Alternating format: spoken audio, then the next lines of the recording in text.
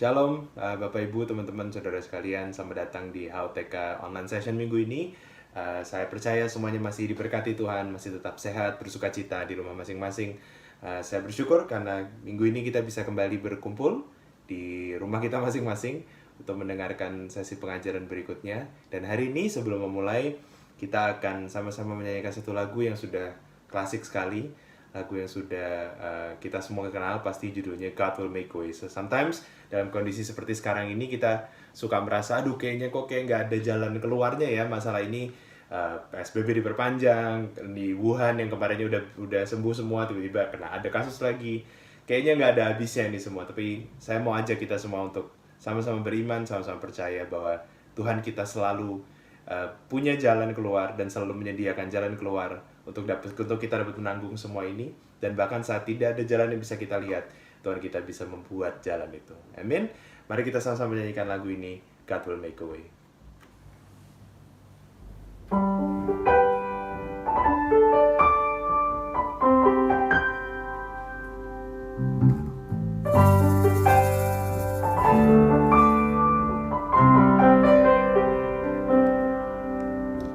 God will make a way where there seems to be no way. He works in ways we cannot see. He will make a way for me. He will be my God. Hold me closely to His side. With love and strength for each new day, He will make a way. He will make a way.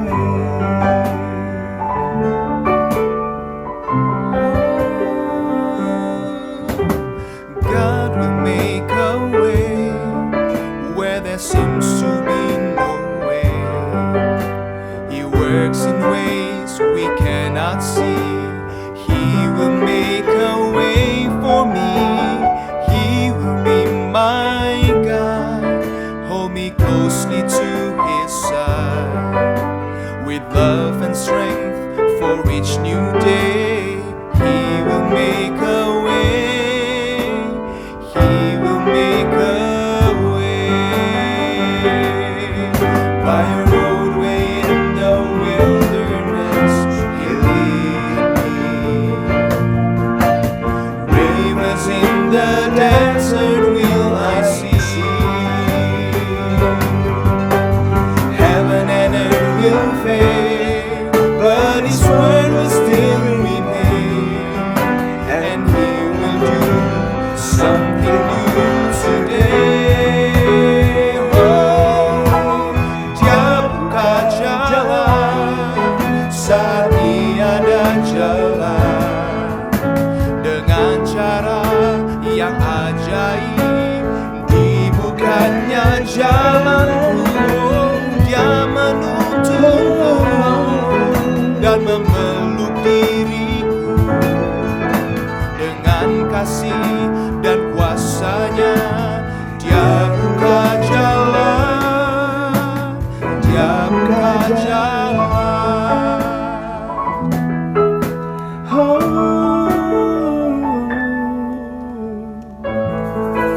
kami percaya Tuhan. Selamat mengikuti sesi pengajaran hari ini. Tuhan Yesus memberkati. God will make a way where there seems to be no way. Lagu yang baru saja kita nyanyikan sama-sama bersama dengan tim worshiper dari HOTK Youth. Saya seringkali berkata bahwa sebetulnya hanya seems to be no way. Bukan tidak ada jalan, tetapi hanya sepertinya, tampaknya tidak ada jalan. Padahal sebetulnya ada jalan. Hanya kita yang belum melihatnya. Di mata Tuhan selalu ada jalan. Saya berdoa semoga lewat sesi kita malam hari ini nanti, khususnya keluarga besar HOTK Ministry dapat dikuatkan, makin dikuatkan. Itulah yang selalu menjadi doa saya dan harapan saya. Sebetulnya sesi ini dibuat khusus untuk sesi malam hari ini. Saya sebetulnya ingin menguatkan keluarga besar HOTK Ministry. Tapi kalau kebetulan Anda bukan atau belum menjadi bagian dari keluarga besar HOTK Ministry dan malam hari ini Anda ikut melihat YouTube ini, melihat streaming ini, saya percaya pasti bukan kebetulan. Pasti ada maksud Tuhan yang luar biasa supaya Anda juga dikuatkan di tengah-tengah semua situasi yang sedang sama-sama kita alami ini. Untuk itu kita mau membukanya, kita mau membuka hati kita mau merendahkan diri kita di hadapan Tuhan dan kita mau sepakat di dalam doa. Mari kita satukan hati kita dalam doa. Demi nama Bapa, Putra dan Roh Kudus. Amin. Tuhan, kami bersyukur untuk malam hari ini. Kami boleh bertemu lewat YouTube ini Tuhan, lewat sesi streaming ini.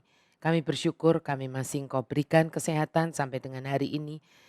Semua kecukupan, semua sukacita Tuhan, kami masih boleh hidup di hadapan-Mu. Karena kami percaya ini semua anugerah-Mu, ini semua adalah proteksi-Mu yang sempurna. Malam hari ini Tuhan kami merendahkan diri kami di hadapan-Mu. Kami datang kepadamu, kami mau membuka hati kami dan juga pikiran kami. Supaya setiap kebenaran firman yang hari ini akan Kau bukakan sungguh dapat masuk di dalam hidup kami. Roh Kudus Engkau yang terangi hati dan pikiran kami. Supaya setiap kebenaran firman-Mu ini sungguh-sungguh dapat mengubahkan hidup kami. Menjadi pribadi-pribadi seperti yang Engkau kehendaki. Kami percaya kalau Engkau mengizinkan sesuatu terjadi di dalam masa hidup kami. Pasti tidak ada yang meaningless. Pasti ada sesuatu yang Tuhan minta untuk kami tangkap, untuk kami mengerti. Sehingga Tuhan ujungnya adalah kami menjadi pribadi-pribadi yang lebih baik dari hari yang kemarin. Dan malam hari ini kami sungguh-sungguh minta Tuhan supaya roh pengertian, roh wahyu yang daripadamu itu turun di dalam hidup kami. Bukakan setiap kebenaran firman-Mu, mari Engkau yang berbicara di dalam hidup kami. Kuduskan hati kami, kuduskan pikiran kami, dan kuduskan juga tempat rumah tinggal kami masing-masing supaya kami boleh menerima firman ini seperti kehendak-Mu. Di dalam nama yang mulia itu, nama Yesus Kristus, Tuhan, Raja, dan penebus kami yang hidup. Mari semua kita katakan amin. Demi nama Bapa, Putra, dan Roh Kudus. Amin. Ya, saya berharap Anda semua masih ingat dengan ayat firman Tuhan yang saya sampaikan pada Jumat Agung yang lalu. Ya, apa itu? Dari Ulangan 29 ayat 29. Hal-hal yang tersembunyi ialah bagi Tuhan, Allah kita. Tetapi hal-hal yang dinyatakan ialah bagi kita dan bagi anak-anak kita sampai selama-lamanya. Supaya kita melakukan segala perkataan hukum Taurat ini. Lalu waktu itu saya berikan di dalam versi The Message-nya yang berbunyi demikian. God our God will take care of the hidden things, but the revealed things are our business. It's up to us and our children to attend to all the terms in this revelation. Masih ingat ya Bapak Ibu semuanya, anak-anak juga. Kalau Tuhan membukakan satu kebenaran, ya kalau yang Tuhan sembunyikan itu hak prerogatifnya Tuhan.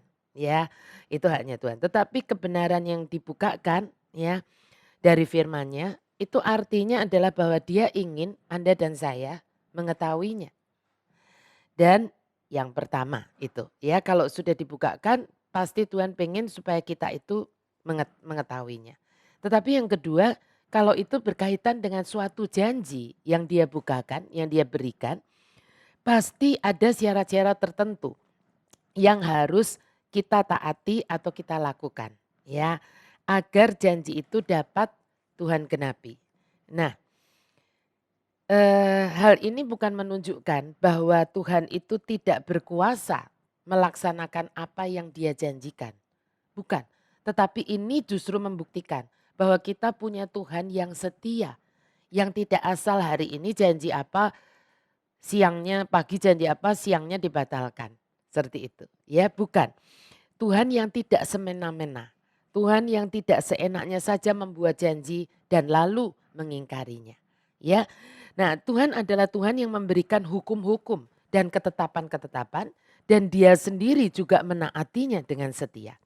Justru karena kesetiaannya inilah yang membuat Dia harus rela menggantikan Anda dan saya mati di kayu salib. Karena waktu itu saya jelaskan bahwa dosa selalu ada yang namanya penaltinya. Hukuman atas dosa itu dan hukuman itu harus ada yang membayarnya. Ingat ya, saya harap Anda semua masih ingat apa yang saya sampaikan di Jumat Agung kemarin. Dan ingat saya selalu berkata bahwa di alam roh itu ada yang namanya legal, ada legalnya.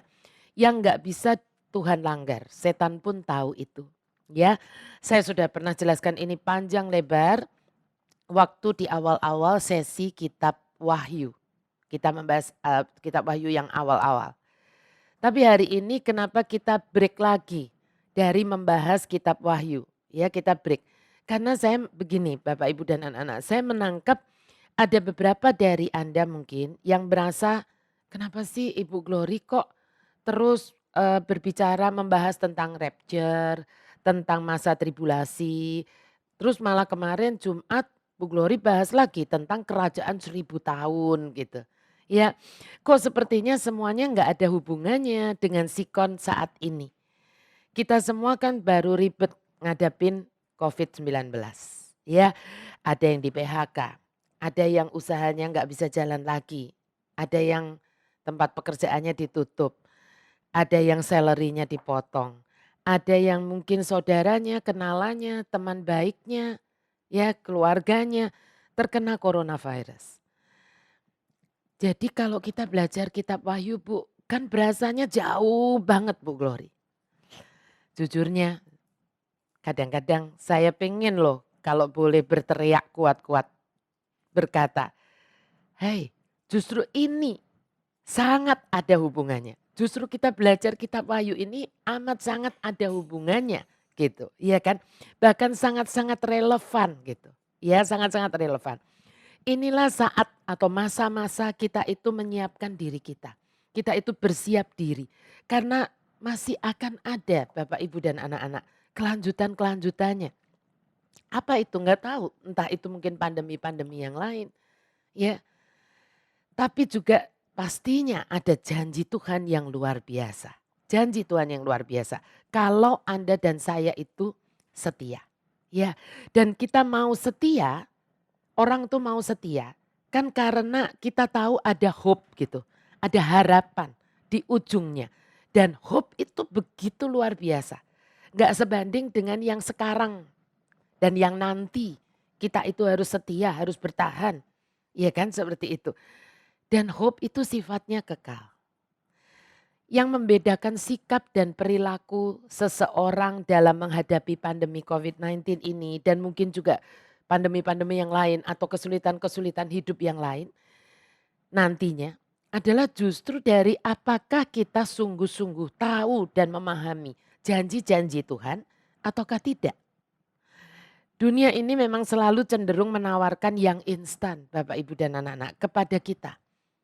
Jalan pintas. Dan justru itu nantinya yang akan banyak diikuti oleh banyak orang yang tidak sungguh mengerti, memahami sebetulnya zaman ini sedang bergulir kemana. Ya, yang penting perut gak lapar. Yang penting gak kena corona. Yang penting kita bisa gak bosan saat harus di rumah aja. Makanya banyak orang sudah 1 bulan kan ini di rumah saja. Tetap gak jadi mau baca Alkitab, baca firman lebih sungguh lagi. Ya, gak mau jadi punya waktu doa lebih banyak lagi. Karena itu menurut mereka tidak membuat bisa jadi betah di rumah saja. Ya, makanya dari ke hari ke hari banyak orang yang isinya cuman apa? Cuman lihat WA, Facebook, Instagram ya, nonton Netflix, nyoba masakan, ibu-ibu coba-coba masakan ini itu dan lain-lain dan lain-lain. Loh, jangan salah tangkap, ya jangan salah mengerti. Saya juga lihat WA group, saya juga kirim-kirim mungkin ibu-ibu yang nonton video ini, nonton YouTube ini. Pernah saya kirimin juga. Saya juga ikut ketawa kalau membaca yang lucu-lucu ya kan di WA group dari ibu-ibu komsel, di ibu-ibu pengurus dan sebagainya. Saya juga nonton film. Kalau pas sempat saya juga nonton film. Saya juga masak karena memang harus masak ya. Tapi saya tahu sungguh-sungguh bahwa ini adalah waktu yang harusnya kita bisa pakai untuk lebih banyak kita itu ngobrol dengan Tuhan. Kita bertanya ini dan itu sama Tuhan. Kita merendahkan diri di hadapannya dan minta untuk dia membukakan kebenaran-kebenaran tentang situasi dan kondisi saat ini. Yang di depan nanti bagaimana dan lebih banyak lagi. Ya, karena hanya itu yang bisa menjamin kita ini tidak miss his target, Bapak, Ibu, dan anak-anak.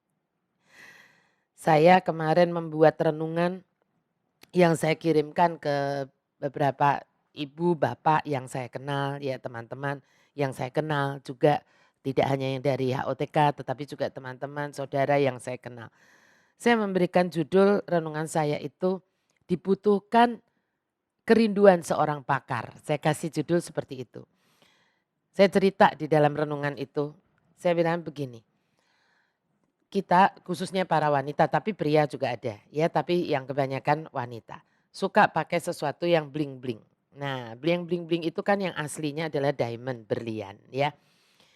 Tetapi karena berlian harganya sangat mahal, banyak orang yang ingin pakai berlian tetapi tidak bisa. Kalau ada permintaan pasti ada yang memenuhinya ya, sehingga dibuatlah, itu sudah sejak zaman saya remaja mungkin, ada yang namanya kubik zirconium ya kan, atau disebut American diamond ya, seperti itu. Nah, eh, awal-awalnya semua orang, wah udah mirip nih, udah mirip begitu. Tapi akhirnya kan kita juga tahu bahwa kubik zircon tidak bisa menandingi diamond. Kalau pakai alat pendeteksi berlian tuh, pendeteksi diamond, yang diamond itu bunyi tit gitu, yang kubik zirconium nggak bunyi gitu. Nah, tetapi di dalam perkembangannya ya kan, pemalsuan ini kalau boleh pakai kata itu ya, menjadi semakin canggih kan, semakin ditingkatkan. Sampai sempat beberapa tahun yang lalu itu heboh. Toko-toko emas, orang yang mengerjakan berlian, main berlian, dia menjual berlian itu heboh. Karena mereka kaget, sampai ada juga yang tertipu. Karena ada semacam kubik zirconium, tetapi yang tingkat cuttingnya, beratnya, kilaunya itu sudah waktu dideteksi pakai alat pendeteksi diamond, bunyi juga, bunyi. Jadi banyak toko emas yang tertipu gitu. Ya kan, membeli yang bukan diamond tetapi dengan harga diamond. Nah, pastinya orang merasa keberatan. Pasti nggak mau. Akhirnya para pakar berlian ini mencari cara. Bagaimana jangan sampai sesuatu yang dibuat dalam waktu 2 tahun bisa dibeli dengan harga yang sama persis dengan yang prosesnya itu membutuhkan waktu ribuan tahun untuk sampai menjadi yang namanya diamond. Ya, dan akhirnya ditemukan lewat ini harusnya cuttingnya bagaimana dan sebagainya, akhirnya ditemukan alat juga yang sekarang kalau itu bukan diamond, tik begitu tetap tidak bisa bunyi. Dan semua toko emas, orang yang main berlian ganti semua alatnya. Nah, ini sama persis dengan yang namanya penyesatan rohani. Seringkali dulu kelihatan banget, oh ini nipu nih, nggak mau, saya nggak mau ikut. Tetapi di dalam perkembangannya dengan segala kecanggihan, yang palsu pun kelihatannya seperti benar. Ya kan? Dan menjawab kebutuhan orang-orang yang hanya mau yang instan saja. Tidak mau sungguh belajar kebenaran firman Tuhan sendiri, maunya dapat aja yang sudah instan. Udah tinggal ya instan itu semuanya pasti lebih cepat dan lebih enak, lebih mudah seperti itu. Ya, nah makanya saya bilang bahwa dibutuhkan kerinduan seorang pakar untuk mengetahui yang apa sih kerinduan seorang pakar itu? Kerinduan untuk tidak mau ditipu gitu. Ya kan? Tidak mau ditipu dengan yang palsu.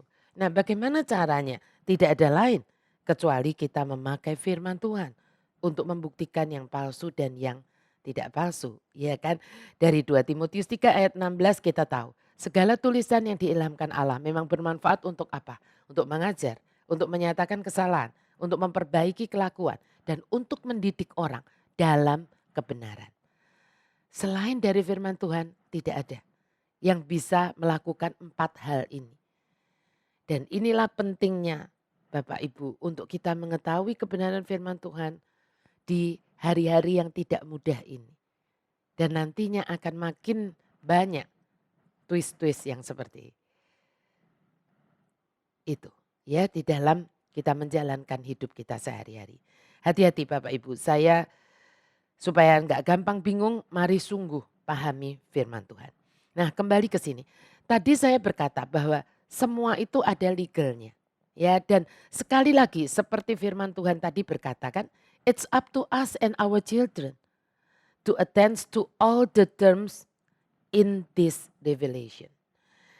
Kalau terms and conditionnya kita tepati, ya janjinya akan tergenapi dalam hidup kita. Dan sebaliknya juga. Kalau kita nggak penuhi terms and conditionnya, ya jangan klaim begitu. Ya kan klaim janji Tuhan harus terjadi di dalam hidup kita. Ya nggak bisa. Jangan tertipu dengan yang berkata bahwa, nah ini harus hati-hati. Karena pengajaran yang seperti ini kelihatannya lebih enak. Pengajaran yang apa? Yang berkata bahwa karena Tuhan itu maha kasih. Jadi kita nggak taati, kita nggak penuhi termsnya pun juga tetap janjinya itu akan berlaku. Kenapa? Karena Allah adalah Bapa yang setia. Nah ini twist. Allah maha kasih betul, Allah adalah Bapa yang setia betul. Tetapi twistnya di mana? Justru karena dia setia, dia tidak bisa main, oh dia berjanji begini ketika janjinya, kalau begini, kalau A ditepati akan terjadi B. Tiba-tiba A tidak ditepati, lalu oh ya sudahlah ini kan anak sendiri ya nggak apa-apa. Itu kan kita, itu bukan Tuhan. Ya, nah kita bisa lihat Bapak Ibu, saya ingin kasihkan contoh-contoh dari awal, dari kitab Kejadian. Bapak Ibu pasti ingat, anak-anak pasti ingat bagaimana kisah Adam dan Hawa. Adam dan Hawa itu tinggal di Taman Firdaus, kalau boleh saya berkata tidak ada susah, tidak perlu kerja. Karena dilingkupi oleh kemuliaan Allah, betul mereka bisa ngobrol sama Tuhan, mereka bisa ingat, bisa enak semuanya. Ada syaratnya enggak untuk mereka terus bisa ada di Taman Firdaus? Ada. Tuhan sudah omongin enggak? Sudah. Tuhan bilangnya apa? Semua pohon di taman ini, di Taman Firdaus ini boleh kamu makan buahnya. Kecuali satu pohon, yaitu pohon apa? Pengetahuan baik dan buruk, baik dan jahat. Lalu Tuhan juga omongin, pada hari engkau memakannya, engkau pasti mati. Andai kata Adam dan Hawa tidak melanggarnya, ya tidak ada ceritanya sampai sekarang, tetap akan ada di Firdaus. Tetapi ketika Adam dan Hawa melanggar itu, artinya itu covenant dengan Tuhan itu dipatahkan, break. Tuhan tidak bisa genapi janjinya bahwa mereka tetap akan terlingkupi dengan kemuliaan Allah. Akhirnya apa? Mereka harus diusir dari Taman Firdaus. Tuh. Abraham menerima janji bahwa dia akan menjadi bapak banyak bangsa. Tapi dia tidak punya anak. Dan Tuhan berkata, kamu akan melahirkan anak. Dan anak yang terjanji itu namanya Ishak. Tuh. Tetapi secara logika Abraham dan Sarah merasa itu tidak mungkin. Tunggu terus, tunggu akhirnya Sarah sudah enggak menstruasi, sudah menopause. Abraham sudah impoten, mana mungkin. Dan karena mereka berpikir bahwa janji ini tidak mungkin lagi, kalau tidak dibantu oleh mereka, akhirnya mereka break the covenant itu. Dengan Sarah memberikan Hagar kepada Abraham. Dan lahirlah Ismail. Apakah dan Abraham bawa itu ke hadapan Tuhan. Tapi apakah dengan itu terus Tuhan bilang begini, oh ya sudahlah pokoknya kan ada anak. Ya enggak apa-apa lah, bukan yang dijanjikan juga enggak apa-apa. Tidak demikian. Tuhan tetap berkata apa? Bukan Ismail, melainkan Ishak. Tuh.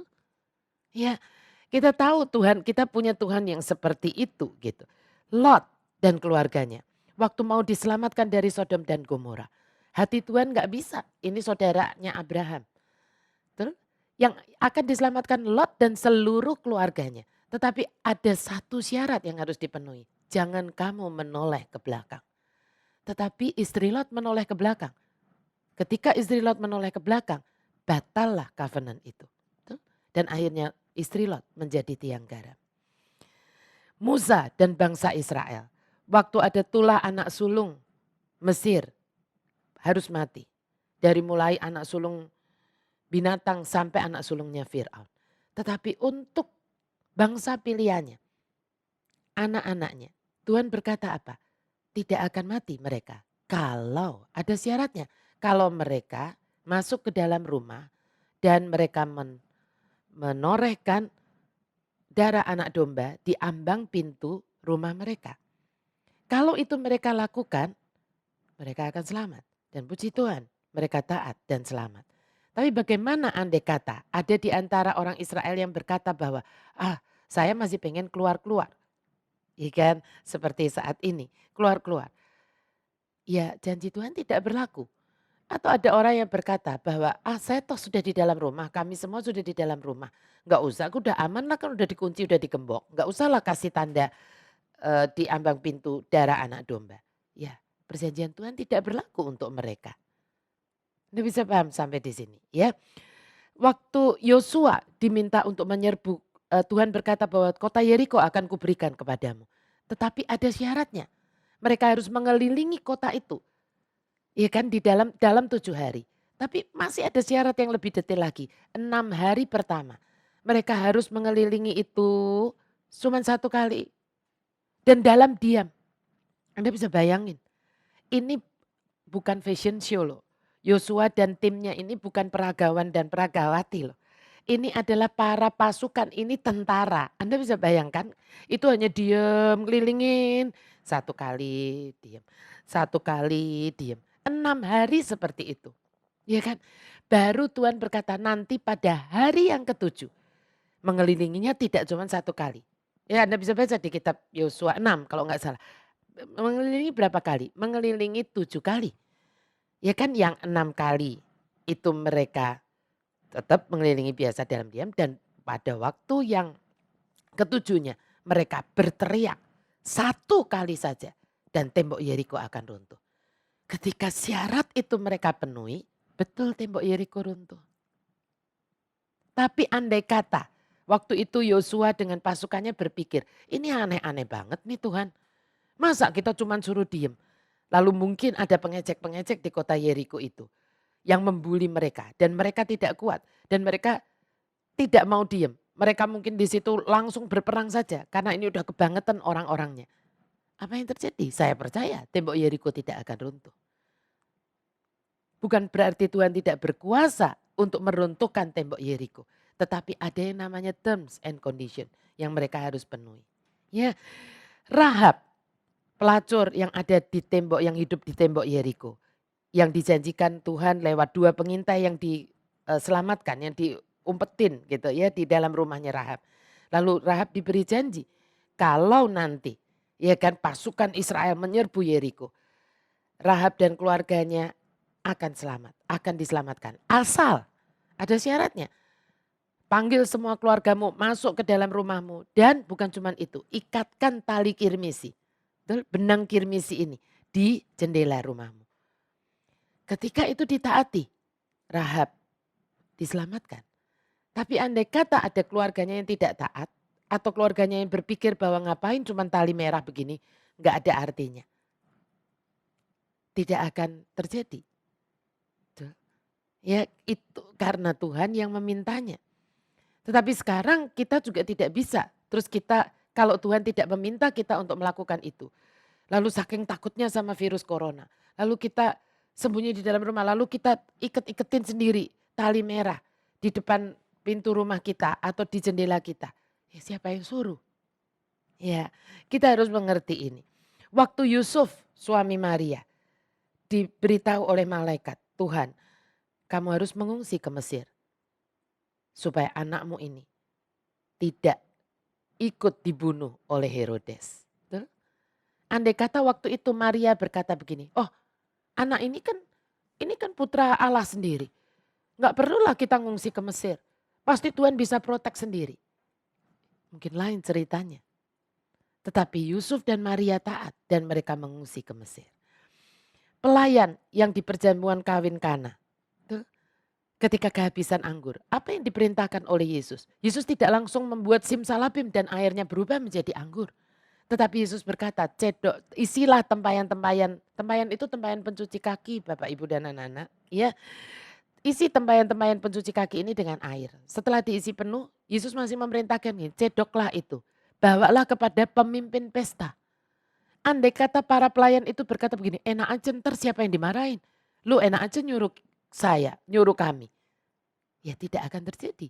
Air itu berubah menjadi anggur. Ada termsnya, ada conditionnya yang harus dipenuhi lebih dahulu. Waktu Petrus sudah semalam-malaman bersama teman-temannya. Menebarkan jala, melaut, tidak dapat ikan. Tiba-tiba Yesus berikan instruksi. Sekarang tebarkanlah lagi jala itu ke sebelah kanan perahu. Make sense gak? Seringkali termsnya itu gak make sense Bapak Ibu dan anak-anak. Mungkin Petrus bisa berkata siapa lu dan siapa gua. Kami semua ini pelaut, nelayan mereka. Yesus tukang mebel, tukang kayu. Dan mereka berkata bahwa kenapa harus belah kanan. Kalau mereka berkata seperti itu, tidak terjadi apa-apa. Ya, semua termsnya harus dipenuhi dulu, ditaati dulu, baru kita bisa klaim janjinya. Kalau Pak Gana seringkali berkata begini, kalau di dalam asuransi, kalau preminya tuh nggak dibayar, ya jangan coba-coba klaim nanti. Kalau ada kerusakan, ada kebakaran, ada kebanjiran, kecurian dan sebagainya. Kan Pak Gana asuransi kerugian, ya. Atau preminya hanya dibayar separuh atau beberapa kali. Tapi kalau minta klaim yang penuh, ya nggak bisa.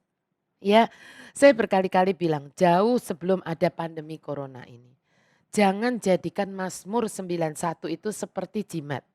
Ya, kalau ada musibah baca Mazmur 91 pasti selamat. Siapa bilang? Coba baca sungguh-sungguh Mazmur 91. Siapa yang Tuhan bilang tidak usah takut? Bahkan terhadap penyakit menular. Saya nggak baca dari awal ya, kita baca ayat 5 sampai 10 saja. Engkau tak usah takut terhadap kedahsyatan malam, terhadap panah yang terbang di waktu siang, terhadap penyakit sampar yang berjalan di dalam gelap, terhadap penyakit menular yang mengamuk di waktu petang. Walau 1000 orang rebah di sisimu dan 10.000 di sebelah kananmu, tetapi itu tidak akan menimpamu. Engkau hanya menontonnya dengan matamu sendiri dan melihat pembalasan terhadap orang-orang fasik. Sebab Tuhan ialah tempat perlindunganmu. Ada sebabnya. Kita mungkin sampai dengan yang tadi, engkau hanya akan melihat pembalasan terhadap orang-orang fasik. Semua orang akan berkata amin. Begitu.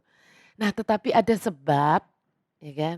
Itu semua terjadi sebab Tuhan ialah tempat perlindunganmu. Yang maha tinggi telah kau buat tempat perteduhanmu. Maka malapetaka tidak akan menimpa kamu dan tulah tidak akan mendekat kepada kemahmu. Ya, kalau Tuhan itu benteng perlindungan kita, iblis pun nggak berani mendekat kalau gampangnya begitu, ya kan? Di ayat 14-nya dilanjutkan, sungguh hatinya melekat kepadaku, maka aku akan meluputkannya, aku akan membentenginya sebab ia mengenal namaku. Dipenuhi dulu nggak syarat-syaratnya, jangan asal klaim. Ya Bapak Ibu dan anak-anak, tapi juga begini, jangan hanya comot satu ayat, ya di masa-masa yang seperti ini tuh ngeri. Banyak orang comot satu ayat, terus berasa bisa menantang maut. Ya, karena Tuhan gak pernah suka sejujurnya dengan orang yang sombong. Ya, yang berasa sudah tahu seluruh Alkitab, padahal hanya tahu satu ayat doang. Dan bilang, oh kalau gitu kita gak perlu dong takut untuk kumpul-kumpul, gak perlulah social distancing. Ya, kan Tuhan sudah janji bahwa kita akan diluputkan bahkan terhadap penyakit menular asal hatiku melekat kepadanya. Sorry ya, kalau boleh bilang nih, sorry nih Bapak Ibu dan anak-anak. Saya harus berkata, orang yang berkata dan menantang-nantang seperti itu justru menunjukkan hatinya enggak melekat kepada Tuhan. Kenapa begitu? Karena dia tidak sungguh paham kebenaran-kebenaran firman Tuhan. Bukan hanya satu ayat itu. Tuhan bilang juga di Roma 13 ayat 1. Tiap-tiap orang harus takluk kepada pemerintah yang di atasnya. Sebab tidak ada pemerintah yang tidak berasal dari Allah. Dan pemerintah-pemerintah yang ada ditetapkan oleh Allah. Ada juga Yeremia 29 ayat 7. Saya sudah pernah kutipkan sih sebetulnya ini. Ya ini saya ulang. Usahakanlah kesejahteraan kota kemana kamu aku buang. Maksudnya kota di tempat kita tinggal. Dan berdoalah untuk kota itu kepada Tuhan. Sebab kesejahteraannya adalah kesejahteraanmu. Yesus tidak pernah kok mengajari kita untuk menjadi pemberontak-pemberontak kepada pemerintah. Kecuali kita disuruh mengingkari iman kita kepada Tuhan Yesus. Seperti Daniel, Sadrak, Mesak dan Abednego, kita harus berani menolaknya. Ya, tetapi lain itu tidak. Tuhan minta kita juga harus memikirkan juga orang lain. Mungkin Anda nggak takut kumpul-kumpul. Mungkin Anda tidak takut tepok sana tepok sini, rangkul sana rangkul sini, cipika cipiki. Tapi orang lain keberatan. Iya kan? Jangan karena Anda nanti kotamu, kompleksmu, iya kan, jadi terkena pandemi ini. Tuhan akan meminta pertanggungjawabannya dari Anda. Ya, ini semua harus kita taati dahulu. Paham ya Bapak Ibu dan anak-anak? Nah, tapi sebelum kita bicara lebih lanjut, saya sungguh ingin ingatkan dulu satu hal terpenting atau yang paling penting. Ya, bukan hanya penting, tetapi terpenting. Karena kalau yang satu ini belum Anda genapi, belum kita genapi, percuma saja kita berbicara nanti tentang yang namanya janji-janji Tuhan. Apa itu? Apa itu yang terpenting? Kita harus sungguh paham, Bapak Ibu dan anak-anak, bahwa seluruh janji di Alkitab ini, ya seluruh janji di Alkitab ini diberikan Tuhan kepada Abraham dan keturunannya. Abraham dan ahli warisnya. Saya sudah pernah berkata, ya. Dan dari firman Tuhan kita tahu bahwa Abraham dibenarkan karena iman, bukan karena perbuatannya. Kalau perbuatannya tadi kan dia juga pernah gagal. Iya kan, yang dia gagal untuk taat menantikan Ishak. Ya dia pernah gagal. Kan seperti itu. Nah, bagaimana dengan kita? Kita ini kan bukan bangsa Yahudi. Tuh. Dan bagaimana kita ini bisa menjadi ahli warisnya Abraham? Saya sudah pernah jelaskan, yaitu karena waktu itu saya pernah jelaskan ya, karena bangsa Israel sebagai milik kepunyaannya Tuhan tidak taat dan menolak Allah mereka. Sehingga mereka itu seperti kalau sebuah pohon kayak begitu, mereka dipotong gitu. Ya kan, dipotong dari pohon keluarga itu karena mereka tidak menerima Allah mereka. Tapi justru karena itu, karena ada cabang yang dipatahkan, Anda dan saya yang bukan Yahudi ini bisa dicangkokkan masuk ke dalam pohon keluarga tersebut. Itulah yang disebut grafted in. Saya keluarkan di layar ya, grafted in. Lewat siapa kita bisa di grafted in? Lewat siapa kita bisa dicangkok masuk di dalam keluarga Abraham ini? Lewat kematian Yesus yang mengadopsi Anda dan saya. Ya, menjadi anak-anaknya. Nanti Anda bisa baca dan saya encourage Anda semua untuk membacanya dari Roma pasal 11. Anda baca semuanya saja. Ya supaya Anda bisa paham. Nah tapi ini saya secara garis besarnya. Seperti juga Abraham dibenarkan karena iman. Anak Anda dan saya juga dibenarkan bukan karena perbuatan baik kita. Nggak bisa perbuatan baik kita itu seperti kain kotor di hadapan Tuhan. Ya, melainkan karena iman. Iman kita kepada Tuhan Yesus. Saat Anda dan saya beriman, ya saat Anda dan saya percaya dan menerima Yesus sebagai Tuhan dan Juru Selamat pribadi kita dan mengundang Yesus masuk di dalam hidup Anda dan saya, mulai saat itu Yesus menjadi Bapa Anda dan saya. Ya, dan saat Anda dan saya adalah anak-anak dari Bapa di surgalah, maka baru semua janji-janji di Alkitab ini berhak menjadi milik Anda. Karena sejak saat itu kita adalah ahli waris. Ya bersama dengan Abraham, bapak leluhur kita.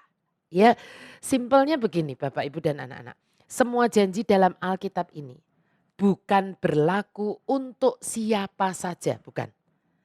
Melainkan semua janji di Alkitab ini berlaku untuk siapa saja yang sudah di-grafted in. Ya, yang sudah dicangkok ke dalam pohon keluarga Abraham lewat kematian Yesus Kristus. Yang menjadikan kita anak-anak Bapa kita di surga. Dan baru kita berhak mewarisi semua janji-janjinya ini. Karena kita sekarang juga adalah baitnya. Kita sekarang adalah rumahnya. Jadi Jangan dulu bicara tentang mengklaim janji, ya kan? Lebih lanjut tentang bahwa baitnya ini harus kudus, dikuduskan, baru semua janjinya itu atau proteksinya itu berlaku untuk kita. Kalau Anda jadi baitnya saja belum. Ya, bisa paham ya sampai di sini ya. So sebelum klaim-klaim janji-janji Tuhan, harus pastikan dulu bahwa kita ini memang sudah menjadi ahli warisnya. Lewat iman percaya kita kepada Tuhan Yesus. Nah pertanyaannya sekarang, apakah Anda sudah pernah mengundang Yesus menjadi Tuhan Anda? Yang sekaligus juga Bapa Anda, karena Yesus dan Bapa adalah satu. Amin. Karena inilah sebetulnya bedanya kekristenan dengan yang lain. Tuhan kita adalah juga Bapa kita. Tuhan kita adalah Father God, Papa God, Daddy God. Ya ini bedanya. Karena Bapa hanya memberikan semua warisannya, semua janji-janjinya kepada anak-anaknya. Kalau Anda belum memiliki kepastian bahwa Yesus adalah Tuhan tapi juga sekaligus Bapa Anda. Walaupun sudah sekian lama mungkin Anda pergi ke gereja, bahkan mungkin Anda dibaptis tapi karena baptisnya masih bayi atau baptisnya massal, Anda nggak terlalu paham ini. Mari sebelum kita bicara lebih lanjut, saya ingin mengajak Anda untuk membuka hati Anda dan hidup Anda serta mengundang Yesus menjadi Tuhan Anda yang sekaligus juga Bapa Anda, Father God, Daddy God. Ya, supaya semua janjinya ini berlaku untuk Anda. Anda mau? Mari kita berdoa. Anda bisa ikuti doa saya ini. Tuhan Yesus, aku bersyukur untuk malam hari ini. Aku boleh mendengar kebenaran firman-Mu. Aku tahu Tuhan, selama ini aku belum punya kepastian. Apakah aku pernah mengundang Engkau masuk dalam hidupku sebagai Tuhan dan Juru Selamatku pribadi. Oleh karenanya Tuhan, malam hari ini aku mau membuka hatiku. Aku mau membuka hidupku. Ampuni aku Tuhan, karena aku orang yang berdosa. Tapi malam hari ini aku sungguh berlutut di hadapan-Mu dan membuka hatiku dan hidupku Tuhan. Mari Engkau masuk di dalam hidupku. Jadi Tuhan, penebusku, juru selamatku pribadi. Pindahkan aku Tuhan dari maut kepada hidup yang kekal. Bukan karena kebaikan-kebaikanku, tetapi semata-mata karena kasih dan anugerah-Mu. Terima kasih Tuhan. Aku bersyukur Engkau mau menjadi Tuhan, Tuan, Raja, dan Juru Selamatku. Dan sekaligus hari ini aku tahu bahwa aku adalah anak Bapa di sorga yang berhak untuk menerima semua janji-janji yang Engkau berikan kepada Abraham dan ahli warisnya. Mampukan aku Tuhan untuk hidup seturut dengan kehendak-Mu. Basuh aku setiap hari, tuntun aku dengan Roh Kudus-Mu. Ingatkan aku akan apapun Tuhan yang Engkau tidak sukai di dalam hidupku. Dan ajari aku untuk selalu mau taat kepadamu. Sampai nanti aku bertemu muka dengan Engkau sendiri. Terima kasih Tuhan Yesus. Aku menaikkan doa ini di dalam satu nama yang berkuasa. Nama Yesus Kristus, Tuhanku, Juru Selamatku, dan Bapakku. Di dalam nama Tuhan Yesus, aku berdoa. Mari katakan, amin.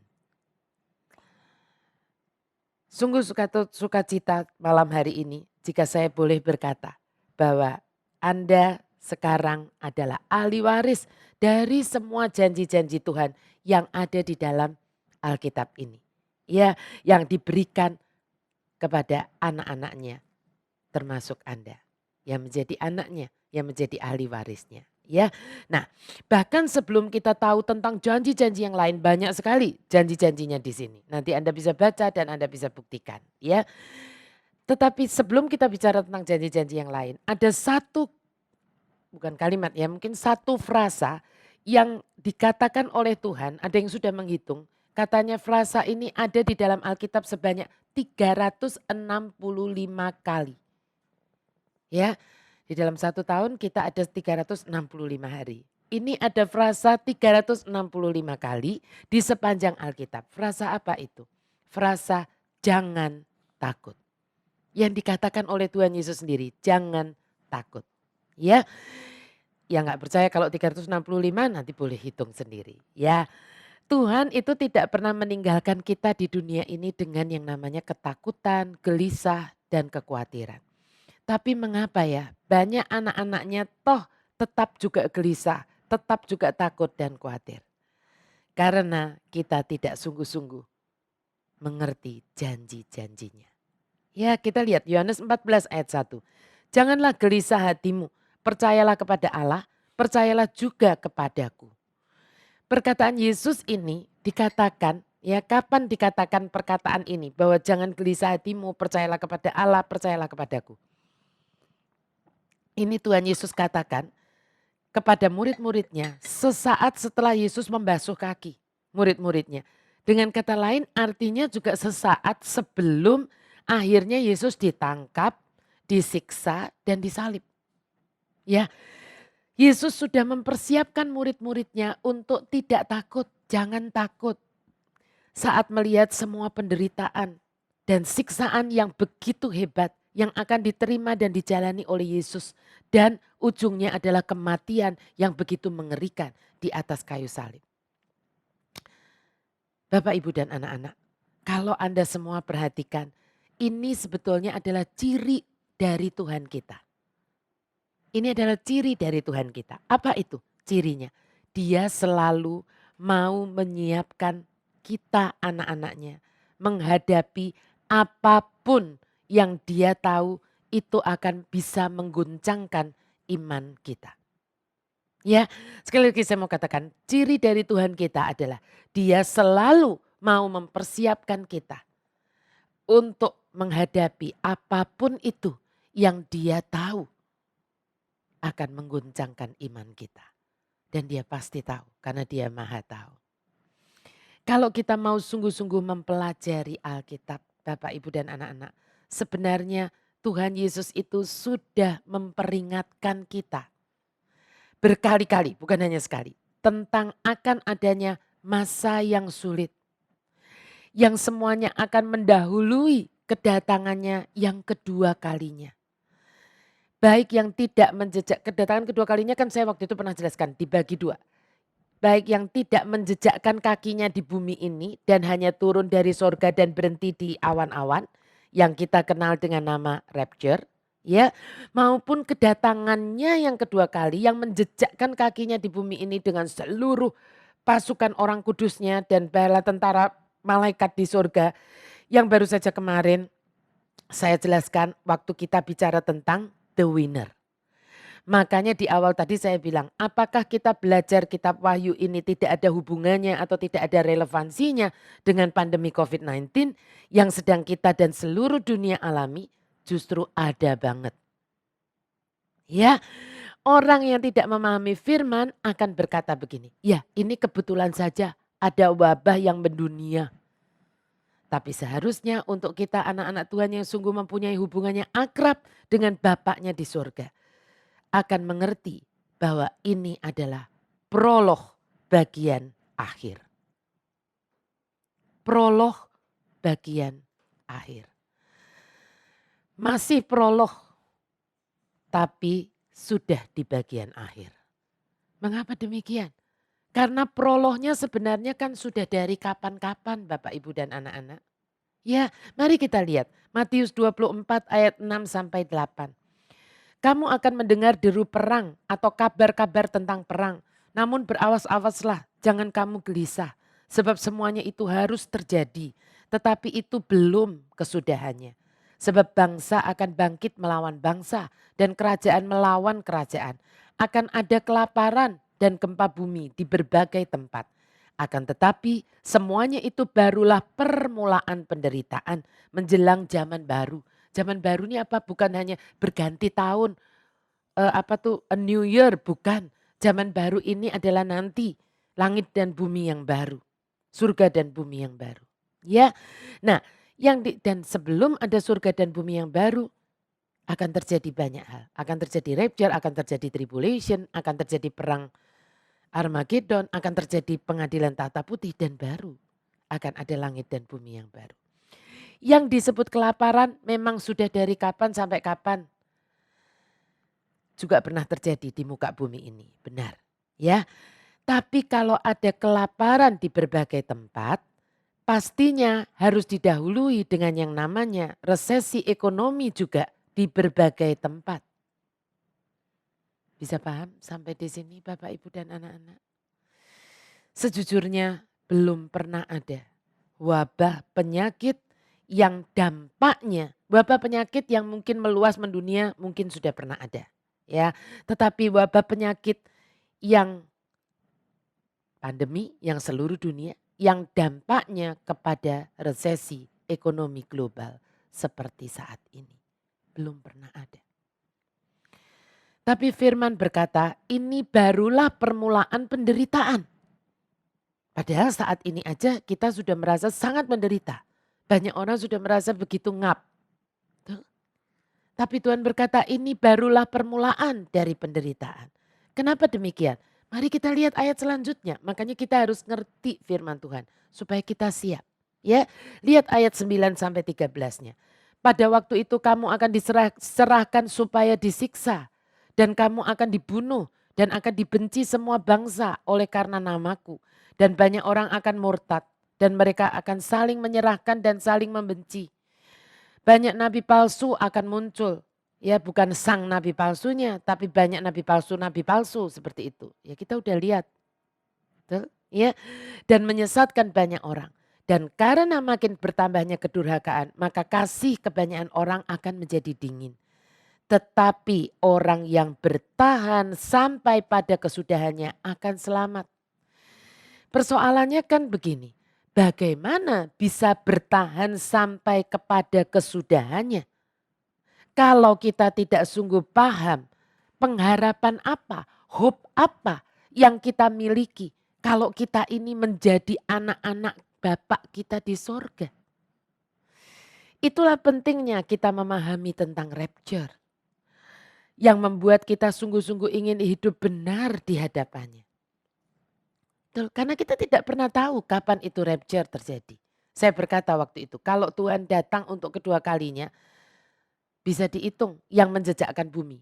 Di akhir masa 7 tahun, perang Armageddon, ujungnya Tuhan pasti akan datang. Saya pernah bilang begitu.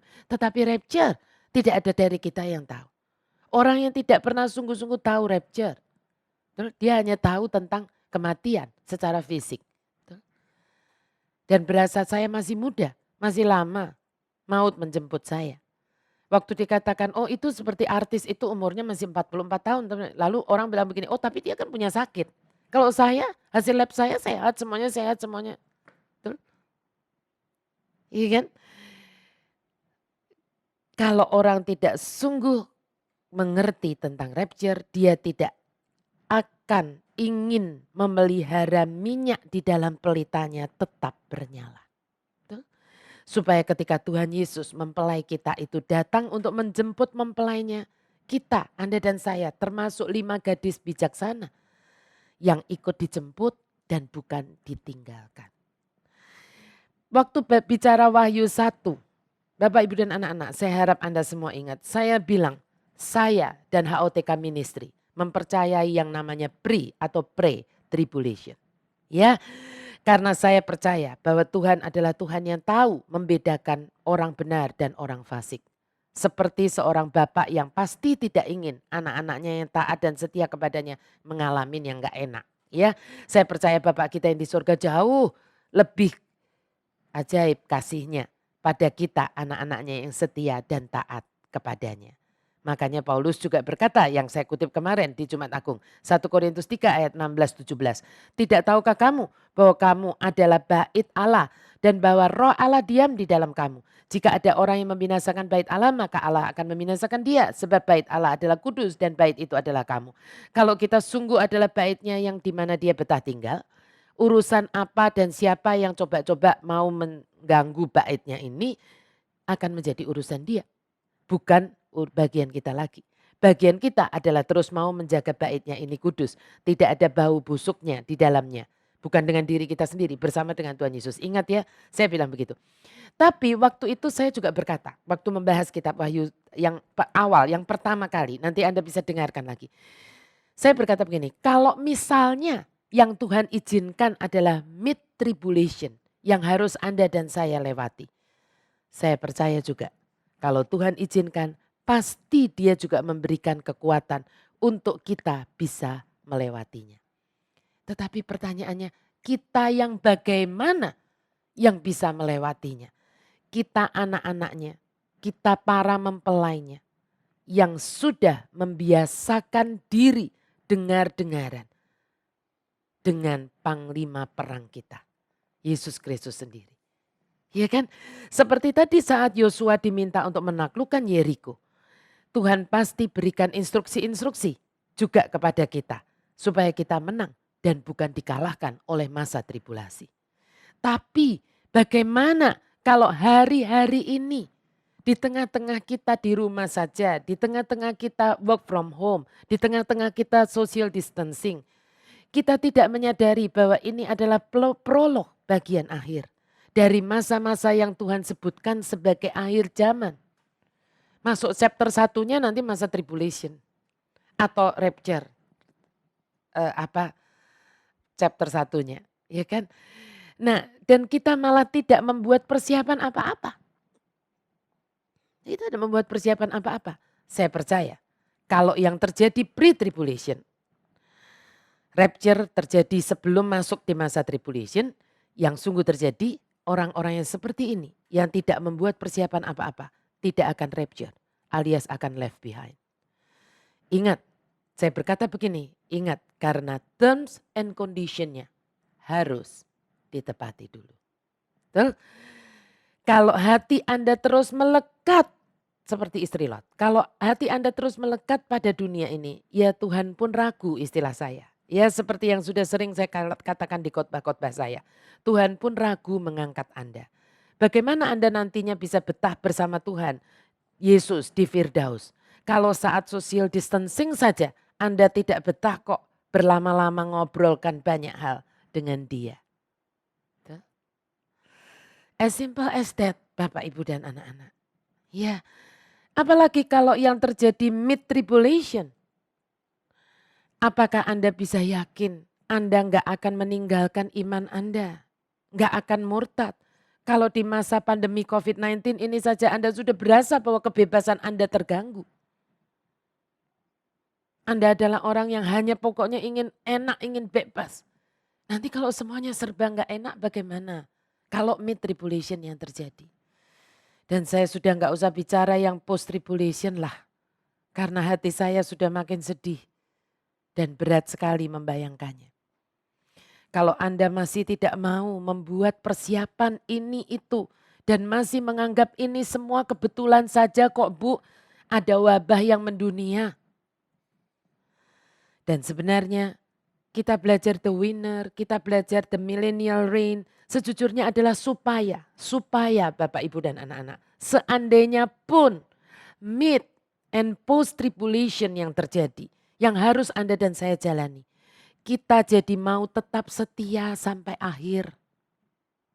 Karena apa? Karena kita tahu bahwa iman kita kepada Tuhan Yesus itu tidak pernah akan sia-sia. Jangan sampai Anda dan saya menyerah. Tuh, karena the winner itu pasti akan datang. Dan millennial reign itu pasti akan didirikan di muka bumi ini. Coba Anda ulang khotbah saya lagi. Yang tentang masa 1000 tahun berkali-kali saya berkata di khotbah kemarin. Ini terjadi di bumi ini Bapak Ibu dan saya harus ulangin ini bukan dongeng seperti Frozen, Cinderella. Ini pasti akan terjadi. Tapi banyak yang mungkin menangkapnya, Bu Glory ngapain sih ngomongin tentang yang di awang-awang sedangkan kita sedang menghadapi COVID-19. Ya, Sekali lagi, don't get me wrong.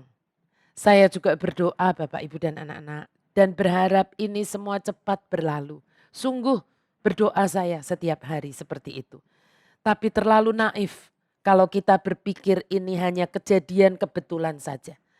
Dan sedihnya masih banyak orang yang sudah mengalami ini semua. Hanya berhenti sampai pada usaha bagaimana tidak kena COVID-19. Ya, tidak kena coronavirus. Dan tidak tertarik untuk datang pada Tuhan dan bertanya, ada apa sebenarnya Tuhan dengan semua ini? What should I do? Enggak. Saya membayangkan kalau seandainya nanti, kan tidak ada yang tahu. Kita berharap, kita percaya, OTK percaya, saya percaya. Pre-tribulation. Ya. Tapi kalau tiba-tiba rapture terjadi pun, saya percaya akan tetap ada nanti orang-orang yang menganggap ini adalah kejadian alam biasa. Kejadian alam gimana? Mungkin saja nanti akan ada timbul teori seperti ini. Oh, karena pandemi yang begitu hebat, ada orang-orang yang tidak kuat, yang tiba-tiba lenyap dari muka bumi ini karena tidak tahan terhadap pandemi ini. Lenyapnya kemana? Entah.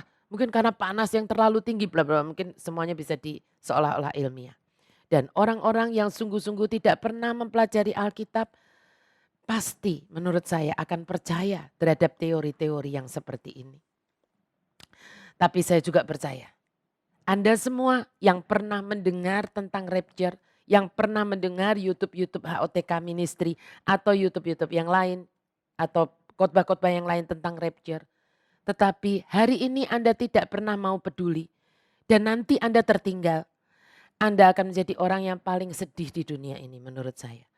Saat orang-orang yang dulu pernah mengingatkan Anda, mungkin itu istri Anda, mungkin itu suami Anda, mungkin itu anak Anda, gembala Anda, pastor Anda, teman baik Anda, sahabat Anda, atau siapapun sudah tidak ada lagi bersama dengan Anda.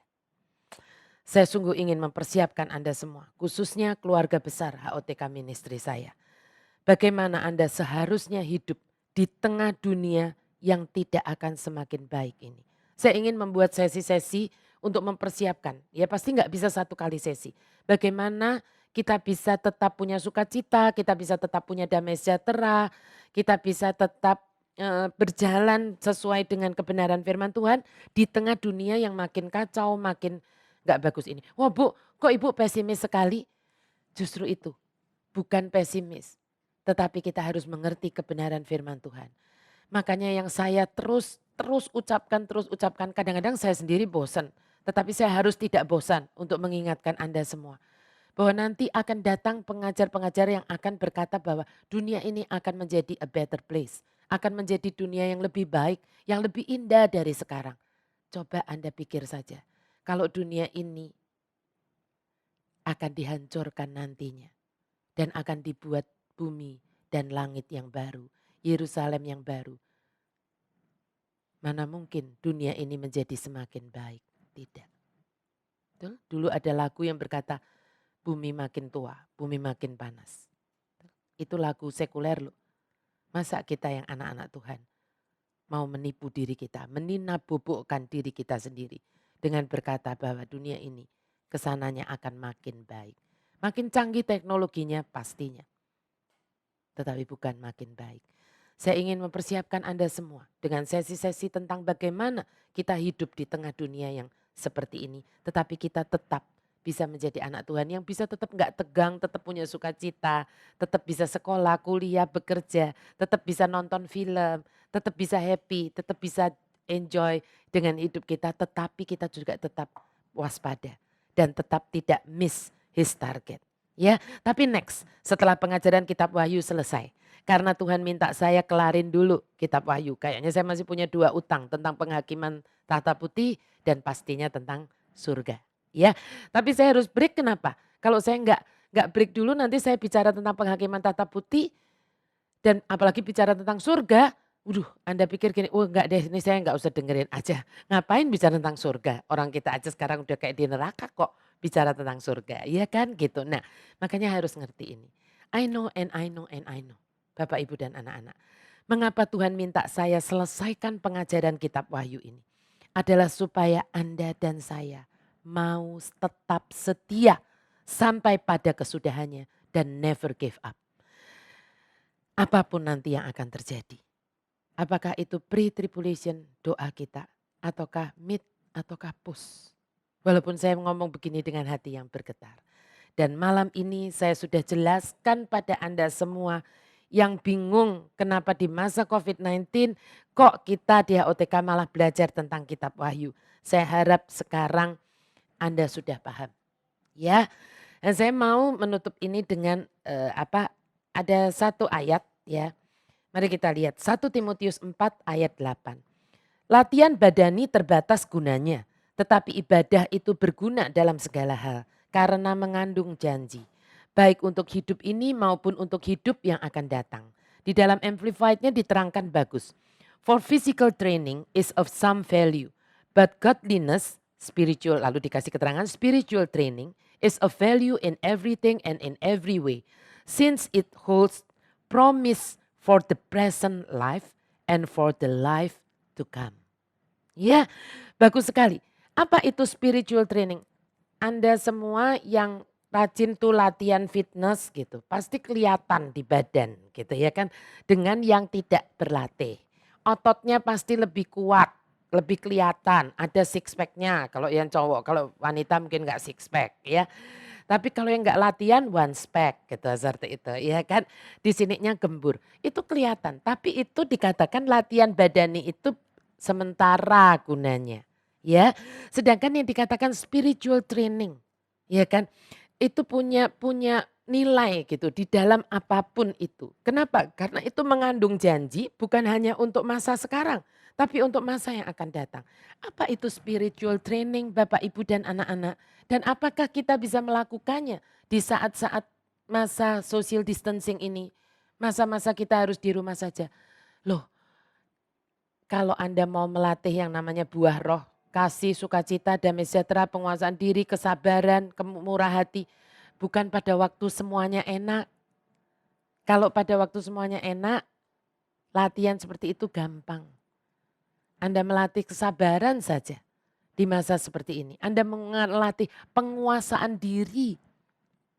Tuh, Anda menguasai diri kita, Anda menguasai diri Anda enggak ngamuk-ngamuk gitu. Enggak bete di masa yang seperti ini. Kan? Dan inilah sebetulnya masa-masa untuk Anda kembali mengevaluasi diri Anda, diri kita. Sebetulnya letak sukacita kita itu di mana sih selama ini? Tuh. Ada yang sukacitanya karena jalan-jalan di mall, sekarang mallnya ditutup. Ada yang sukacitanya reunian, ibu-ibu tuh hobinya reunian, ya kan? Sekarang nggak bisa reunian, tapi masih lumayan. Saya tahu kok ada yang reunian sekolahnya, sampai sekian banyak orang begitu ya kan, pakai aplikasi tertentu online gitu, ya kan. Lah jadi masih bisa sukacita. Tapi coba bayangkan, kalau misalnya sukacita Anda itu hanya yang terletak pada yang kayak begitu-begitu. Terus tiba-tiba nanti bahkan untuk online pun nggak bisa.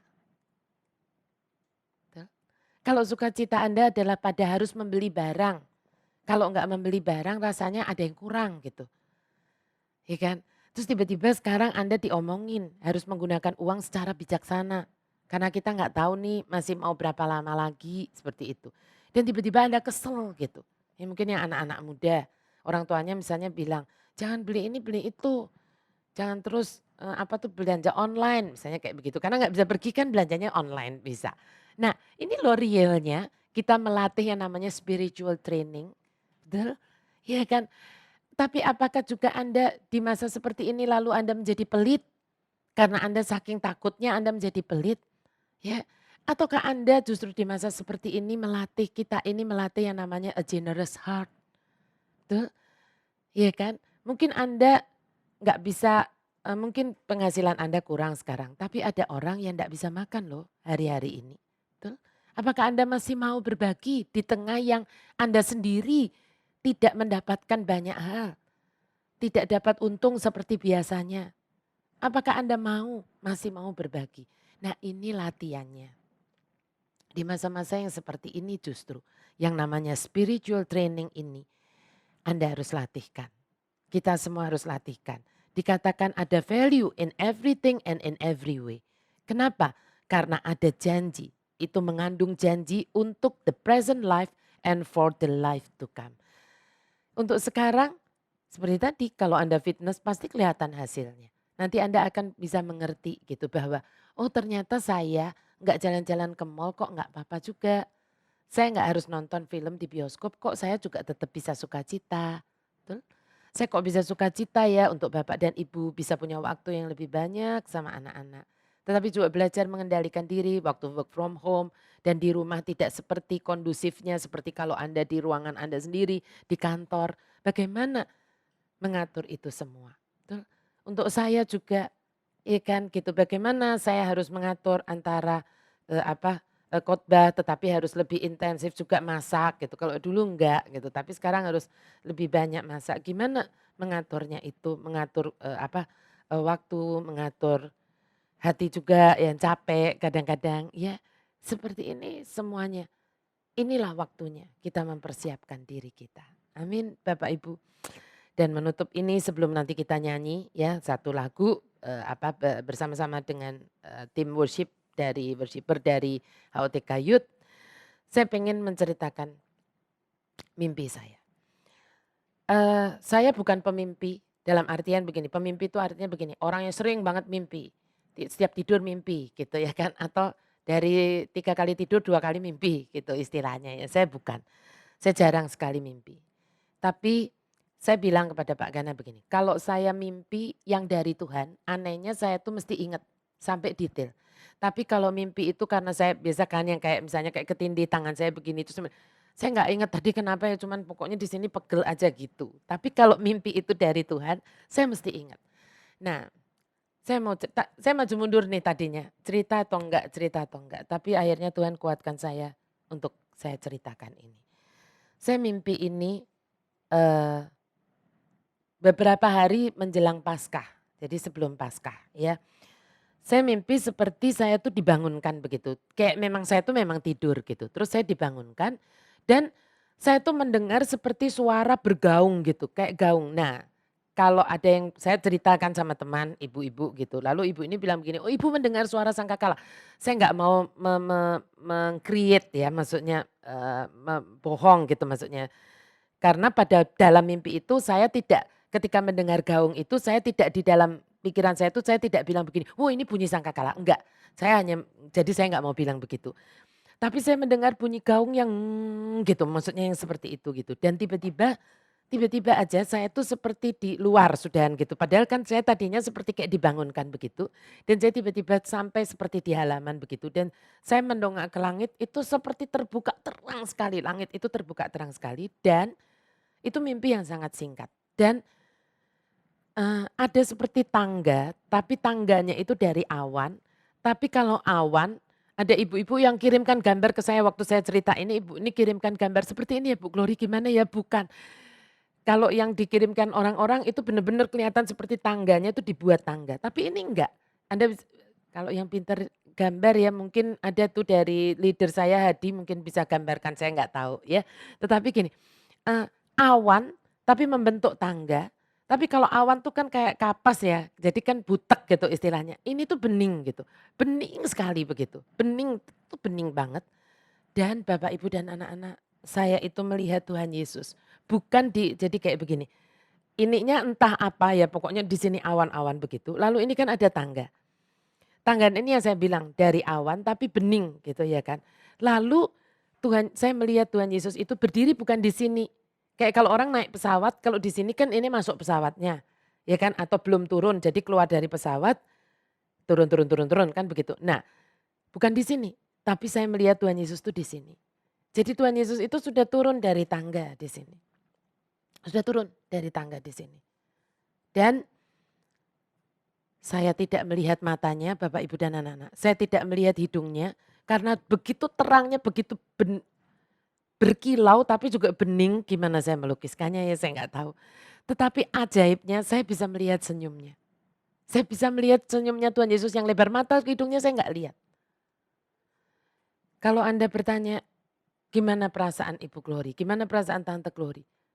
Saya nggak tahu. Saya seperti takjub, seperti sukacita, tapi juga seperti kayak bergetar di sini saya seperti itu. Dan ya sudah, terus saya bangun. Saya nggak mau ngelebihkan atau mengurangi mimpi saya. Dan saya bangunkan Pak Gana. Waktu itu di pagi dini hari. Saya nangis, saya cerita kepada beberapa orang. Kalau Anda mungkin dapat mimpi seperti saya, rasanya kayak ada sesuatu yang saya tangkap gitu. Cuma saya nggak mau mendahului Tuhan. Sekian tahun yang lalu, saya baru diingatkan tadi sore waktu saya mandi. Waktu saya mau mempersiapkan khotbah ini. Saya bilang, Tuhan kuatkan saya kalau saya harus ceritakan mimpi ini. Dan malah ketika saya mandi, Tuhan ingatkan saya tadi. Bahwa saya sebetulnya sudah pernah diberikan mimpi yang mungkin message-nya sama, tetapi bentuk mimpinya berbeda. Waktu itu saya mimpi seperti ini. Waktu itu saya masih kuat menggendong cucu saya, Daud. Kalau sekarang udah nggak kuat.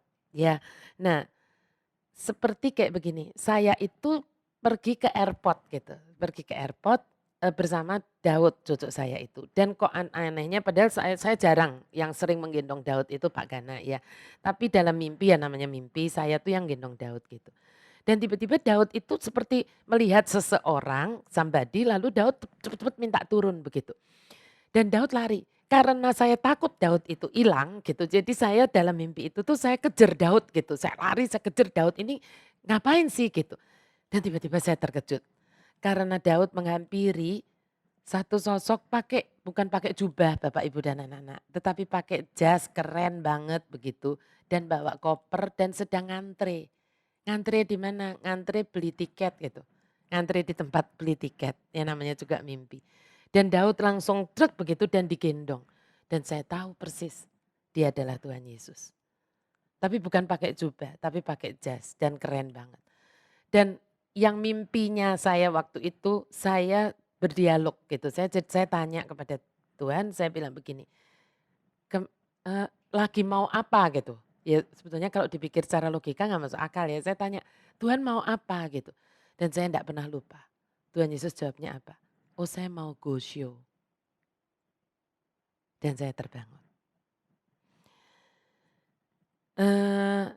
Sulit saya menjelaskannya. Saya bukan pengarti mimpi itu. Nanti jangan ada Bapak Ibu dan anak-anak punya mimpi lalu WA saya dan Bu ini artinya apa gitu ya. Enggak, tapi setiap kali kita diberi mimpian dari Tuhan sebaiknya kita hadapkan kepada Tuhan dan kita tanyakan. Dan kalau Tuhan beritahu kita juga harus tanya, kita harus kasih tahu artinya atau enggak usah gitu ya. Saya tahu persis apa yang Tuhan mau saya mengerti. Tapi sulit untuk saya menjelaskannya. Tapi saya berdoa semoga Anda semua bisa menangkap. Makanya tadi saya berkata, bentuk mimpinya beda. Tetapi saya rasa message-nya adalah sama. Ya, dan waktu saya mengetik-ngetik ya saya mempersiapkan untuk sesi hari ini. Tiba-tiba ada satu frasa yang Tuhan taruh di hati saya. Prolog bagian akhir. Jujur saya kaget. Dan saya bilang sama Pak Gana, waktu saya cerita sama Pak Gana bilang kasih aja tuh judulnya itu. Prolog bagian akhir. Makanya saya berikan judul prolog bagian akhir. Saya tidak bisa menjelaskannya sampai detail, tapi saya sungguh berdoa Anda bisa menangkap, Anda bisa memahaminya.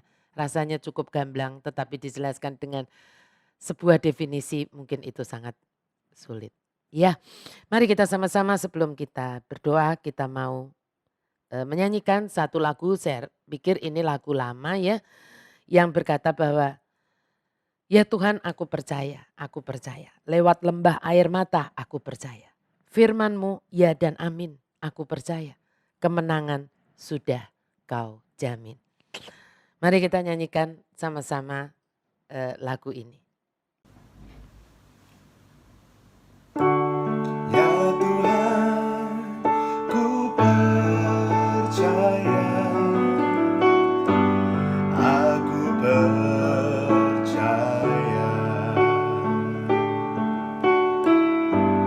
Lewati lembah air mata, aku percaya.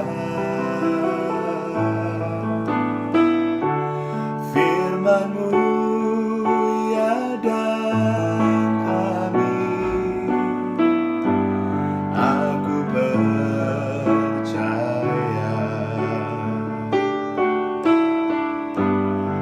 kemenangan sudah Kau jamin.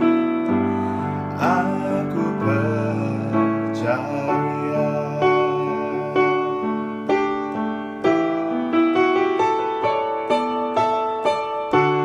Ya Tuhan, ku percaya.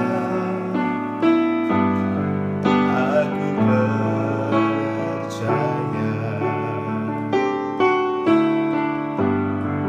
Lewati lembah air mata, aku percaya.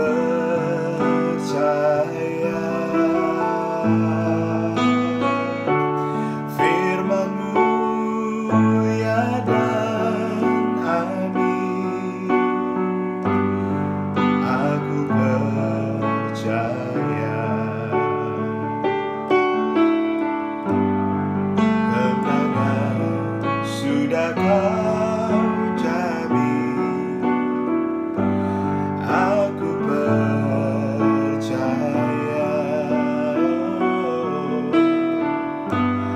kemenangan sudah Kau jamin.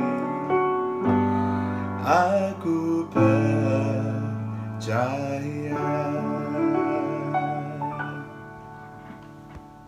Ya, Bapak, Ibu, dan anak-anak, kita tahu bahwa sebetulnya kemenangan kita itu sudah dijamin.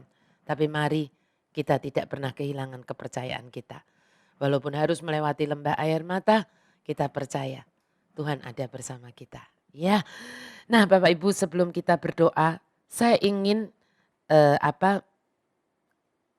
mengajak kita untuk mengerti tentang apa yang artinya persembahan. Sebelum kita berdoa untuk persembahan dan berdoa untuk berkat ya, berkat penutup. Saya ingin kita tahu ayat satu kebenaran firman Tuhan dari 2 Korintus 9 ayat 10. Ia yang menyediakan benih bagi penabur dan roti untuk dimakan. Ia juga, ia di sini pastinya Tuhan ya, ia juga yang akan menyediakan benih bagi kamu dan melipat gandakannya. Itu dalam bahasa Indonesianya. Dan menumbuhkan buah-buah kebenaranmu. Tetapi di dalam terjemahan NKJV-nya dikatakan demikian. Now may he supply seeds to the sower and bread for food. Lalu ada kata-kata begini. Supply and multiply the seed you have sown. Ya, jadi yang dimultiply itu adalah seed, benih yang you have sown. Yang Anda dan saya sudah taburkan gitu. Dan increase the fruits of your righteousness. Ya, nah jadi Tuhan bisa menyediakan kita benih dan bisa menyediakan kita roti. Kalau roti itu habis untuk dimakan. Tetapi benih itu untuk ditumbuhkan. Tetapi benih yang seperti apa yang Tuhan akan lipat gandakan adalah benih yang kita you have sown. Yang sudah Anda tabur. Baru itu akan dilipat gandakan oleh Tuhan. Dan kata supplies di sini ternyata sama dengan saya temukan di dalam Filipi, ajaibnya sama dengan Filipi 4 ayat 19. Apa itu Filipi 4 ayat 19? Allahku akan memenuhi, supply itu menyediakan memenuhi segala keperluanmu menurut kekayaan dan kemuliaannya dalam Kristus Yesus. And my God shall supply all your need according to his righteous in glory by Christ Jesus. Jadi dari ayat-ayat ini kita tahu. Seringkali mungkin kita punya tidak seberapa. Kalau kita keep itu dan kita belikan makanan untuk kita, itu hanya akan menjadi roti. Tetapi saat itu kita taburkan, Tuhan akan melipat gandakannya. Dan kita akan tetap terus punya benih, bukan hanya punya roti. Kalau benih itu akan terus tumbuh, terus tumbuh. Nah bagaimana dengan kita sendiri saat kita itu menaburkan benih itu? Iya kan, saat kita punya hati yang generous, ternyata Tuhan berjanji bahwa Dia yang akan supply, yang akan menyediakan kebutuhan yang untuk kita sendiri. Terus saat kita memikirkan kebutuhan orang lain, Tuhan yang akan kita mikirkan kebutuhan orang lain. Ini manusia dengan manusia. Tetapi yang memikirkan kebutuhan kita dan menyuplainya luar biasa. Itu adalah Tuhan. Dan supply yang diberikan kepada kita itu menurut ukurannya apa? Menurut kekayaan dan kemuliaannya di dalam Kristus Yesus. Saya berdoa Bapak Ibu dan anak-anak menangkap ini di hari-hari yang tidak mudah ini. Kita pengen kita bisa tetap berbagi. Saya mau keluarkan di layar ini mungkin sudah dikompil menjadi satu. Ini adalah apa yang oleh HOTK Ministry baik itu HOTK Youth, HOTK Women, HOTK Rich sudah kerjakan untuk kita di tengah-tengah hal yang tidak mudah ini, di tengah-tengah kita semua juga sama-sama merasakannya tidak mudah, tapi kita tetap mau berbagi kepada mereka yang lebih membutuhkan, mereka yang lebih berkekurangan dibandingkan kita, ya. Dan inilah ada ucapan terima kasih dari orang-orang. Kita tidak minta mereka mengucapkan terima kasih, tetapi mereka sebagai bentuk syukur ya dan terima kasih mereka mengirimkan ini ada ucapannya, ada yang mengirimkan WhatsApp dan sebagainya.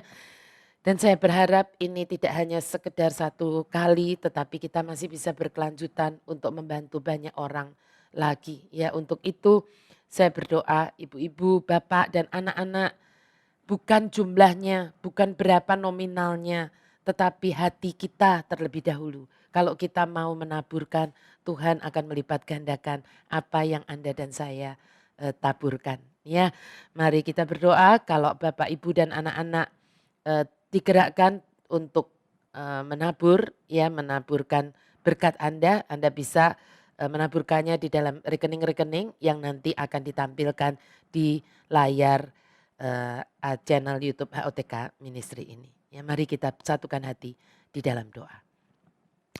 Tuhan kami bersyukur malam hari ini kami boleh mengerti kebenaran firman-Mu.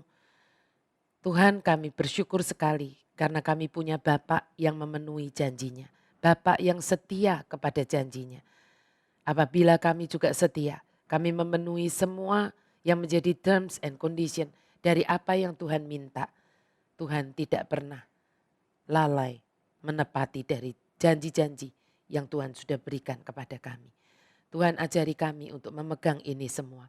Dan Tuhan kami juga malam hari ini sungguh belajar bahwa kalau kami diizinkan di dalam usia kami, di dalam hidup kami ini, tua, muda, anak-anak, remaja, bahkan sudah sangat tua oma opa, mengalami masa COVID-19 ini. Kami percaya ini bukan sekedar wabah yang mendunia, tetapi ada maksud Tuhan untuk melatih diri kami. Kami tahu Tuhan dari firman-Mu, dari kebenaran firman-Mu. Bukan dari apa kata orang, melainkan dari kebenaran firman-Mu. Bahwa ini adalah prolog bagian akhir. Kami tidak mau menjadi orang-orang yang terlalu naif, menganggap ini sebagai kejadian pandemi biasa. Ajari kami Tuhan, untuk kami melatih diri kami. Kami sungguh-sungguh hari-hari ini mau melatih rohani kami Tuhan. Untuk kami mempersiapkan diri kami untuk masa saat ini maupun untuk masa yang akan datang. Tuhan izinkan kami di hari-hari yang ini tidak hanya sekedar menghabiskan waktu setiap hari berlalu, hanya sekedar menghabiskan kebosanan kami. Tetapi kami boleh melatih diri kami mencintaimu lebih dan lebih lagi Tuhan. Ngobrol dengan Engkau lebih dan lebih lagi sehingga kami makin mengerti akan kehendak-Mu. Kami mau Tuhan mempersiapkan pelita kami supaya pelita ini selalu ada minyaknya. Sehingga pelita ini juga bisa tetap bernyala. Supaya Tuhan kalau Engkau datang untuk kedua kalinya menjemput mempelaimu. Kami boleh menjadi mempelai-mempelaimu yang bijaksana. Yang ikut bersama dengan Engkau dan tidak ditinggalkan di dunia ini. Tetapi Tuhan apapun itu yang Kau izinkan terjadi. Kami mau Tuhan mempersiapkan diri kami mulai dari saat ini. Karena kami percaya apapun yang terjadi Engkau akan kuatkan kami. Dan Engkau tidak mau kami menyerah. Karena Engkau tidak pernah menciptakan kami untuk menjadi pecundang. Engkau menciptakan kami untuk menjadi pemenang. Bahkan lebih dari pemenang. Terima kasih Tuhan. Hamba selesai dengan apa yang Tuhan taruh di hati hamba. Tapi Engkau akan terus mengusiknya. Dan juga Tuhan di tengah semua keterbatasan yang kami sedang alami sama-sama alami ini. Kami mau tetap punya hati sebagai penabur. Kami mau punya hati yang murah hati Tuhan. Karena kami tahu bahwa hanya benih yang kami taburkan itu yang akan Engkau lipat gandakan. Tuhan, beri kami hati yang penuh sukacita dan kerelaan dan kemurahan hati ketika kami menabur. Supaya di mana harta kami berada, di situ hati kami juga berada. Kami ingin Tuhan harta kami ada bersama Engkau di surga. Supaya hati kami juga ada bersama Engkau di surga. Dan malam hari ini kami juga terus berdoa Tuhan untuk setiap saudara-saudara kami yang hari ini mungkin sedang terkena COVID-19. Tuhan, Engkau yang lawat mereka, Engkau yang jenguk mereka Tuhan. Dan Engkau Jehovah Rafa yang menjamah mereka dan menyembuhkan mereka. Dan hamba juga berdoa untuk kami semua yang sedang mengalami banyak persoalan di masa-masa seperti ini. Entah kehilangan pekerjaan, di PHK, entah tidak bisa membuka usaha lagi. Atau apapun itu Tuhan. Biar Tuhan kami semua tidak menyerah. Kami semua tidak berhenti hanya melihat pada masalah kami. Tetapi kami semua belajar untuk bertanya kepada Tuhan. Apa yang kami harus lakukan? Apa yang Engkau ingin kami belajar dari sesuatu yang Engkau izinkan terjadi di dalam hidup kami ini. Dan satu hal yang pasti, ajari kami untuk tidak pernah menyerah. Karena di saat yang sukacita Engkau ada bersama kami. Tetapi di saat kami mengalami yang tidak enak, kami percaya Tuhan tidak meninggalkan kami. Tuhan ada bersama kami. Dan Tuhan mau dengan gadamu dan tongkatmu Tuhan. Engkau menghiburkan kami dan memproteksi kami dengan kuat. Dan kami sungguh berdoa tidak ada satupun dari kami yang kehilangan target yang dari Tuhan. Miss your target Tuhan. Kami semua mengerti apa yang menjadi kehendak-Mu di masa-masa seperti ini. Sehingga ketika nanti kami mempelajari kitab Wahyu lagi, kami sungguh mengerti apa esensinya kami mempelajari kitab Wahyu ini. Terima kasih Tuhan. Segala kemuliaan, pujian, hormat dan syukur hanya bagi-Mu.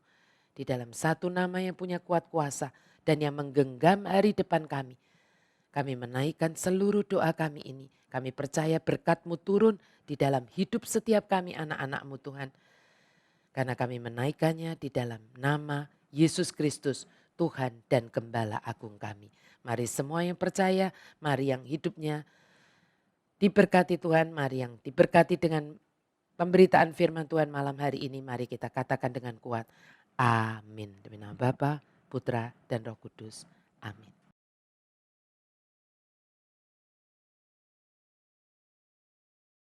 Terima kasih Anda sudah menyaksikan sesi-sesi dari khotbah OTK lewat YouTube ini. Jangan lupa untuk like, share, subscribe, dan tekan tanda loncengnya. Supaya Anda selalu mendapatkan update-update terbaru dari YouTube HOTK. Terima kasih, Tuhan Yesus memberkati.